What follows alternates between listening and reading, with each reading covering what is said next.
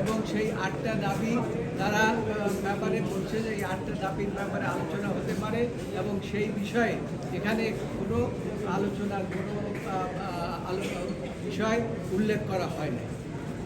এখানে তো কোর্টে আলোচনা বিষয়টা ছিল, আদালতের জাজমেন্টে তো ওই বিষয়গুলো ছিল না। এটা হচ্ছে আবার নিজস্ব মত। এখানে যে কথা বলা হয়েছে কোমলমতি শিশুদেরকে এই হত্যার বিষয়ে আমাদের আপনারা যে কথা আমাকে প্রশ্ন করেছেন যে আমাদের দলের বিষয়, এই দলের বিষয় হচ্ছে দল কোনো এটার সাথে সম্পৃক্ত না, এই আন্দোলনের সাথে দলের কোনো সম্পৃক্ততা নাই।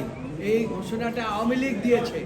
আওয়ামী লীগের সাধারণ সম্পাদক বলেছে যে এই আন্দোলনকে দমন করার জন্য ছাত্রলীগই যথেষ্ট এবং ছাত্রলীগই এই আন্দোলনের সূত্রপাত করেছে কোমলমতি শিশুদের উপরে হামলা করে। এইটা